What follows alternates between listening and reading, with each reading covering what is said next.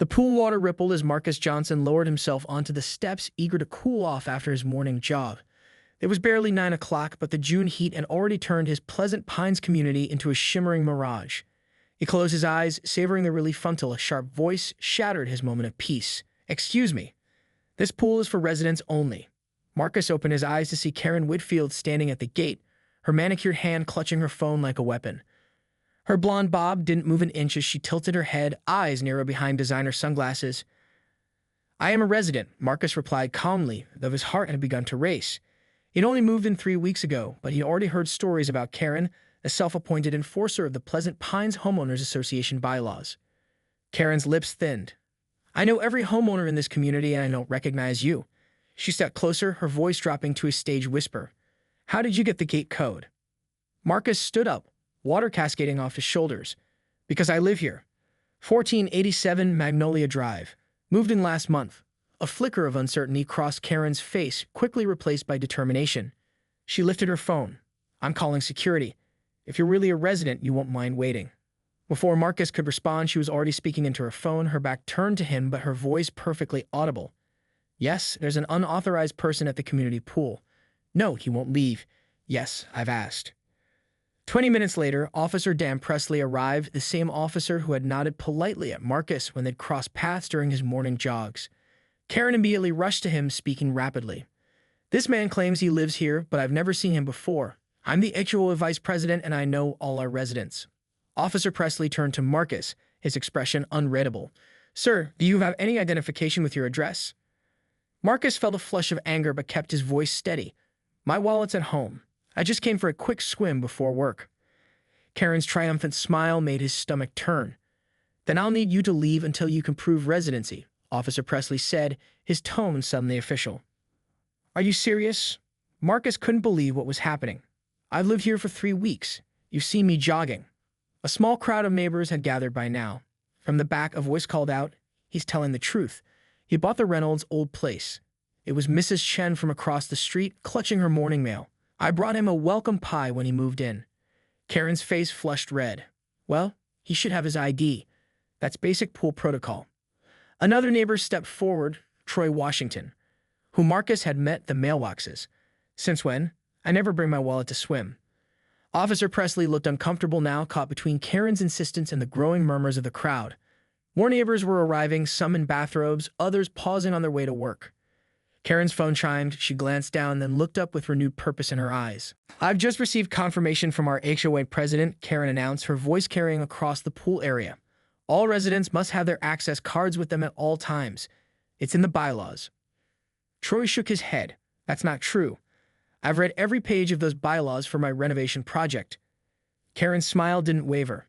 "It was passed last month. Perhaps you missed the email." Marcus felt the weight of everyone's stares. He'd endured similar situations before, being asked for proof that he belonged in spaces where his presence was questioned simply because of his skin color. But he hadn't expected it in his own community, at his own pool. "Officer," Karen continued, as HOA vice president, "I'm formally requesting that this person be removed until proper identification can be produced." Officer Presley shifted uncomfortably. "Ma'am, if these neighbors can vouch for him." "Hearsay," Karen interrupted. "For all we know, they're just being nice. Rules are rules." Something snapped inside Marcus. "This is ridiculous. I'm going home to get my ID, and then I'm filing a complaint with the police department and the HOA board." As he grabbed his towel, Mrs. Chen approached him. "I'll come with you, dear. This isn't right." Karen watched them leave, satisfaction evident in her posture. The remaining neighbors dispersed in clusters, buzzing with conversation. Only Troy stayed behind, confronting Karen directly. "You know exactly what you're doing," he said quietly. Karen's expression hardened. "Enforcing the rules? Yes, I do. That's not what I meant, and you know it." Inside her immaculately decorated home half an hour later, Karen was already drafting an email to the HOA board. The subject line read, "Security breach and protocol violation at community pool." Her fingers flew across the keyboard as she crafted her narrative. Unauthorized access, potential danger, her brave intervention.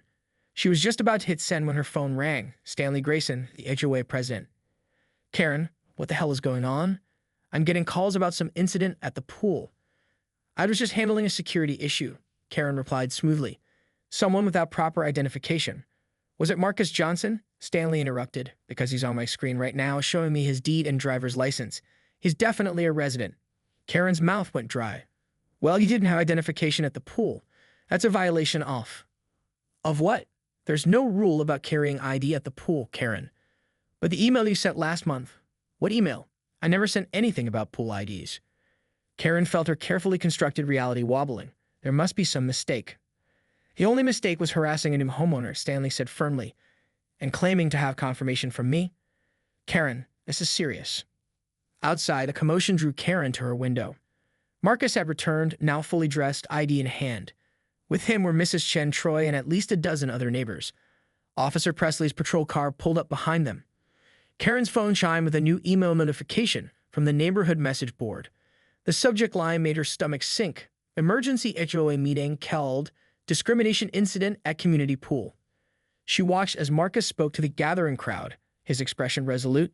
Whatever control she thought she had was rapidly slipping away. Karen straightened her blouse and applied a fresh coat of lipstick. No matter how dire the situation appeared, appearance was everything. She had weathered HOA storms before and would do so again. 20 minutes later, she strode into the community center with her leather portfolio clutched to her chest like armor. The room fell silent as she entered. Nearly 40 residents had squeezed into the space, far more than their usual meetings attracted. Stanley Grayson stood at the front, his usual friendly demeanor replaced by something sterner. Beside him sat Marcus Johnson, still in his swimming shorts and a t-shirt, his driver's license and deed laid out on the table before him. Karen, glad you could join us, Stanley said, his voice carrying none of its usual warmth. We were just discussing this morning's incident. Karen took her customary seat at the front, ignoring the whispers that followed her. I'm happy to clarify what happened. Please do, Stanley replied, gesturing for her to continue. Karen smiled at the assembled residents. As you all know, I take our community's safety very seriously. When I noticed an unfamiliar person using our facilities, I simply followed protocol by requesting identification. There is no such protocol, Troy interjected from the third row. Karen's smile tightened. Perhaps not officially, but it's common sense. Furthermore, she continued, raising her voice slightly, I never received any notification about Mr. Johnson's purchase. As vice president, I should have been informed. A woman who Karen didn't recognize stood up. I'm Amanda Barnes, Marcus's real estate agent. We submitted all the required paperwork to the HOA 6 weeks ago, including his move-in date. Stanley nodded. We did receive it, Karen. It was in the packet I forwarded to you last month. I never got any packet, Karen insisted, though her confidence was faltering. Officer Presley, who had been standing quietly at the back, stepped forward.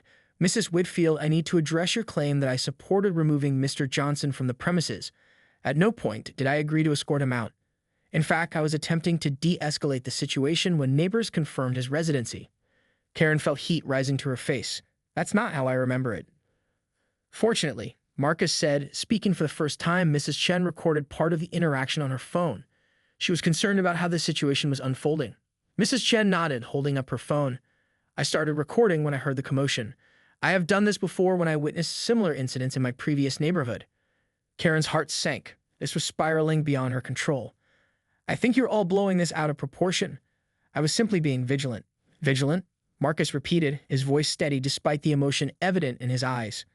I've been a homeowner here for 3 weeks. This is my community too. Yet my first interaction with the HOA vice president was being treated like a trespasser. Murmurs of agreement rippled through the room. Karen looked around for allies but found none. Even her usual supporters avoided her gaze. Stanley cleared his throat. Before we proceed, I think we need to address the email Karen claimed I sent about pool identification requirements. Karen clutched her portfolio tighter. She had gambled on no one checking that detail too closely, but now Stanley was holding printouts of what appeared to be her fabricated email. I can explain, Karen said, her voice wavering slightly as Stanley held up the printout. There must have been some misunderstanding. A misunderstanding? Stanley's eyebrows rose. This email has my signature block, but I never wrote it. It references a policy change that was never discussed by the board, let alone approved. The room had grown uncomfortably warm. Karen could feel sweat forming in her hairline, threatening to ruin her carefully applied makeup. I may have anticipated a policy we discussed informally. We never discussed it, board member Diane Rodriguez said flatly, not even informally. Stanley placed the printout on the table. Karen, did you create this email and distribute it to justify your actions this morning? A heavy silence settled over the room. Karen felt 40 pairs of eyes boring into her. I was trying to protect our community, she finally said, her tone defensive. Our property values depend on proper security measures. Marcus leaned forward. So you admit to fabricating an official communication from the HOA president? Karen's gaze darted around the room, searching for a sympathetic face. Finding none, she straightened her shoulders. Perhaps I was overzealous in my methods, but my concerns were valid. We've had problems with non-residents using our facilities before. Like whom? Troy challenged. Like the Martinez children's friends last summer, Karen replied quickly. They brought at least 10 outside guests to the pool. Alina Martinez stood up from the back row. That was my niece's birthday party, which I cleared with the board 2 weeks in advance. We paid the guest fee for every single person. Murmurs rippled through the crowd again, louder this time. Stanley raised his hand for quiet. Karen, this is extremely serious. Falsifying communications in my name violates our bylaws and potentially state law. And what about the racial aspect of this? Someone called from the back. Karen felt her face flush. This had absolutely nothing to do with race. I would have asked anyone I didn't recognize for identification. Really? Troy's voice cut through the room. Because I brought my cousin to the pool last month, a white man none of you had met, and Karen waved to us as she walked by. The uncomfortable silence returned, heavier than before. Marcus spoke again, his voice calm but firm. I don't want to accuse anyone of anything they didn't do, but I do know what happened to me today, and it feels very familiar. Mrs. Chen nodded vigorously. This is why I started recording. I have seen this before. Officer Presley cleared his throat. For the record, the police department takes allegations of discrimination seriously. If Mr. Johnson wishes to file a formal complaint, that's his right. Karen felt the situation slipping completely beyond her control. Everything she had built, her reputation, her authority in the community, the respect of her neighbors, was crumbling before her eyes. I think, Stanley said, looking at each board member in turn, we need to discuss appropriate consequences. But first, I believe Karen owes Marcus an apology. All eyes turned to Karen expectantly. She gripped the edge of the table, knuckles white against the dark wood. This wasn't supposed to happen. She was the one who enforced the rules, who kept order, who protected their community. How had it all gone so wrong? Karen's throat constricted. An apology meant admission of guilt. Admission of guilt meant consequences. Consequences meant losing everything she worked for in this community. She began, then cleared her throat. I'm sorry if Mr. Johnson felt unwelcome. That wasn't my intention.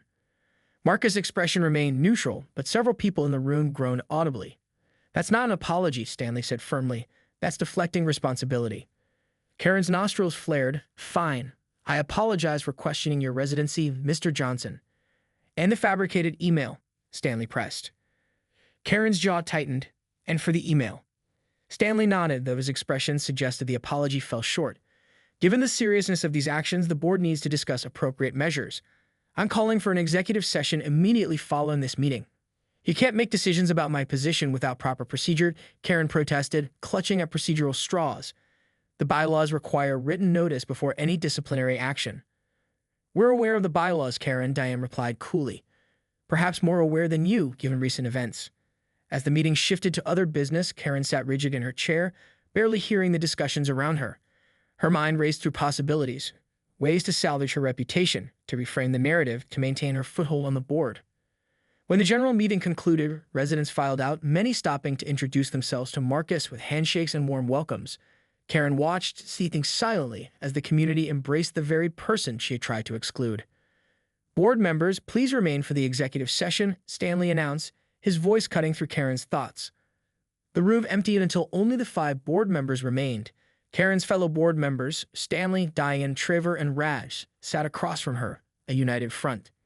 Before we begin, Stanley said, I should inform everyone that Marcus has decided not to press charges or file a formal complaint, on the condition that we address this appropriately at the HOA level. Karen exhaled slightly. At least there would be no legal repercussions.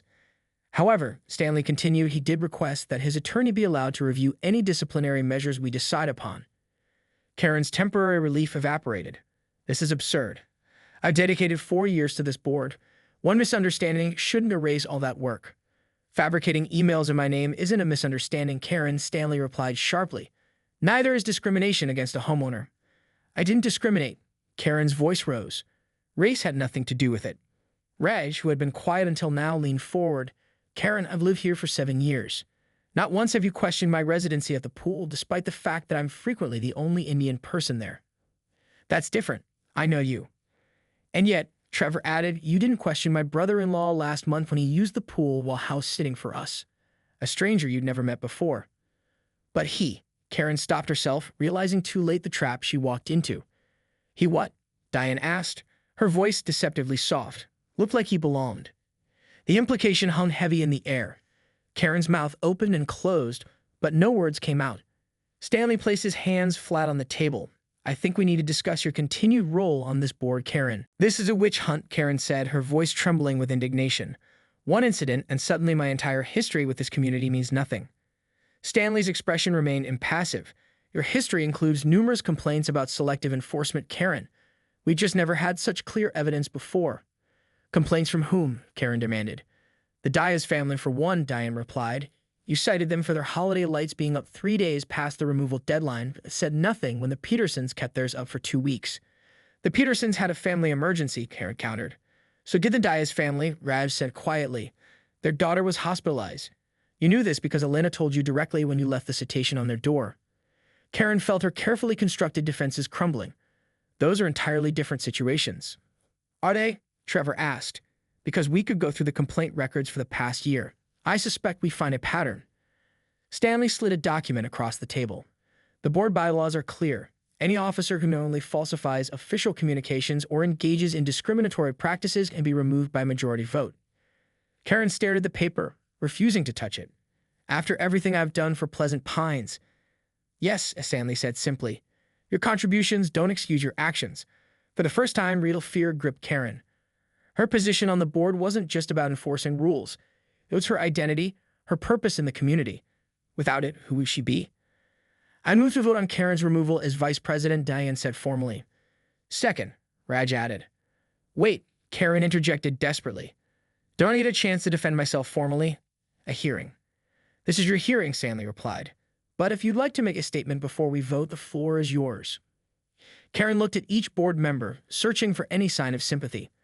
Finding none, she drew herself up, grasping for dignity. I have dedicated countless hours to maintain the standards of this community. I've organized neighborhood watches, planned community events, and ensured our property values remain high. Yes, I may have been overzealous at times, but everything I've done has been for the good of Pleasant Pines. She paused, gauging their reactions. Their expressions remained unchanged. As for today's misunderstanding, she continued, I admit I handled it poorly, but I was acting on what I believed was a security concern. If Mr. Johnson had simply identified himself properly. He shouldn't have had to, Trevor interrupted. That's the entire point, Karen. Karen's carefully prepared speech faltered. I request probation rather than removal, a chance to make amends. The board members exchanged glances. We'll consider that option, Stanley said finally. Please step outside while we deliberate and vote. Karen rose on unsteady legs and exited the room. The community center had emptied, leaving her alone in the hallway. Through the window, she could see residents gathered in small groups in the parking lot, still discussing the morning's events. Marcus stood among them, now fully dressed, smiling as Mrs. Chen introduced him to others. A sick feeling settled in Karen's stomach. Even if she somehow maintained her position, nothing would be the same. The community she thought she ruled had turned against her in a single morning. Her phone buzzed with a notification. Someone had already posted about the incident on the neighborhood's social media page. The comments were flooding in. Karen scrolled through the comments with trembling fingers. Some residents expressed shock, others seemed vindicated, as if they'd been waiting for her to slip. One comment in particular caught her eye. Finally, the HOA queen gets her comeuppance. Hashtag Pool Karen. Pool Karen. They were already creating hashtags about her. The community center door opened and Stanley stepped out. We've reached a decision. Please come back in. Karen took a deep breath and followed him, keeping her chin high despite the dread pooling in her stomach. The 4 board members sat in the same positions, their expressions grave. Karen Whitfield, Stanley began formally after reviewing the evidence and your statement. The board has voted unanimously to remove you from your position as vice president of the Pleasant Pines Homeowners Association, effective immediately. The words hit her like physical blows. Despite anticipating this outcome, hearing it stated so definitively made it real in a way she hadn't prepared for. However, Stanley continued, in recognition of your years of service, we're offering you a path to redemption. You'll be required to complete a community relations course and cultural sensitivity training. After 6 months, you may apply for a non-officer position on one of the committees, provided there are no further incidents. Karen's mouth went dry. Cultural sensitivity training? You're treating me like some kind of bigot. We're treating you like someone who needs education, Diane replied firmly. Whether you take this opportunity is entirely up to you. You'll need to surrender your vice president credentials, Stanley added. That includes access to the HOA email account, official letterhead, and the community center master key. Karen clutched her purse tighter. This is humiliating. It's accountability, Raj corrected quietly. Stanley slid a document across the table. This outlines the terms we discussed. You can sign it now or take it home to review. Either way, your removal is effective immediately. Numbly, Karen took the paper and stood. I'll review it with my attorney. As she walked toward the door, Trevor spoke. Karen, this doesn't have to define you. People make mistakes. How you respond to them matters more. She didn't acknowledge his words as she left the room. Outside, the parking lot had mostly cleared. Only a few residents remained, including Marcus and Mrs. Chen. Karen kept her head down, hoping to reach her car without confrontation, but Marcus stepped into her path. Mrs. Whitfield, he said, his voice calm and measured. Karen stopped, reluctantly meeting his gaze. Mr. Johnson, I want you to know something, Marcus said. I didn't ask for your removal. I believe in second chances. Karen's grip tightened on her purse strap. How magnanimous of you. Marcus didn't rise to the bait. This community seems like a good place to live. I'd like for us to be neighbors in the true sense of the word, eventually. Mrs. Chen nodded encouragingly from beside him. Karen couldn't fathom how to respond. Her entire world had tilted on its axis in the span of a few hours. The power she wielded so confidently that morning had evaporated, leaving her exposed and vulnerable. I need to go, she managed, stepping around and toward her car. As she drove home, Karen's phone continued to buzz with notifications. She ignored them, focusing instead on the road ahead. The manicured lawns and pristine facades of Pleasant Pines seemed to mock her now. These were the standards she dedicated herself to upholding, often at the expense of relationships with her neighbors.